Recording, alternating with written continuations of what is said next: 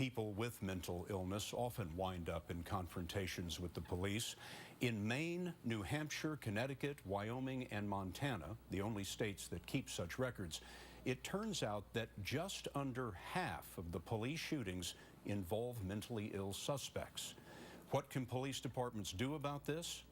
Anna Werner reports. It's just hard because he's my little brother. Jonelle Ellis's 25-year-old brother Kenneth returned from Iraq with severe post-traumatic stress disorder. He spent 3 months as an inpatient at a Veterans Affairs hospital.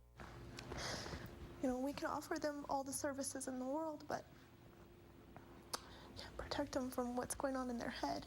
On January 13, 2010, police investigating an auto theft ring stopped Ellis for questioning in a convenience store parking lot. We were at 7-Eleven. The guy's got a gun to his head. Ellis held a gun to his head, pacing for 10 minutes, telling police he did not want to hurt anyone else, but was going to kill himself. Police told him repeatedly to put down the gun. All right, 10-3, shots fired. Then suddenly, a police officer shot him. Ellis died at the scene. He was one of 18 people shot and killed by Albuquerque police since 2010. Very positive. Police Chief Ray Schultz says as many as 40% of them, like Ellis, were mentally ill. Why do you think so many of these people wind up getting shot?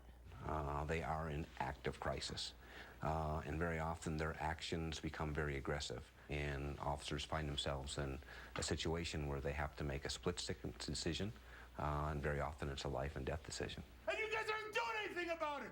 Since 2005, Schultz's department has run a program to teach officers crisis intervention techniques, using actors to portray people with mental disorders.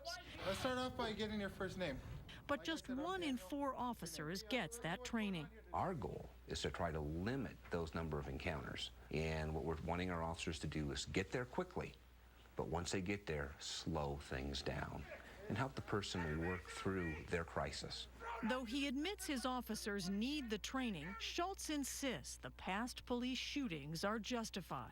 The Ellis shooting was ruled justified by your department. Do you agree? Yes, that's a case I did review, and the officer made that decision based on the actions of Mr. Ellis.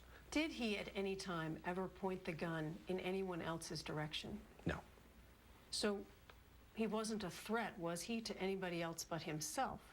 Well, he was a threat because of his location and all the people that were there. Officers had made a decision that they were going to keep him contained in a very specific area. Once he started to make a movement away from that area, they had concerns about his ability to harm other people. The Ellis family is suing the city over his death. The day after our interview with the police chief, the civil court judge in that case ruled that when police shot Kenneth Ellis, they did use excessive force. Not at any time, the judge said, was Ellis ever a threat to police or to anyone else. And Scott, the Department of Justice is now investigating the Albuquerque Police Department's use of force. The department recently found that 4 other police departments, Seattle, Portland, New Orleans, and Puerto Rico, routinely use excessive force against mentally ill suspects. Anna, thank you very much.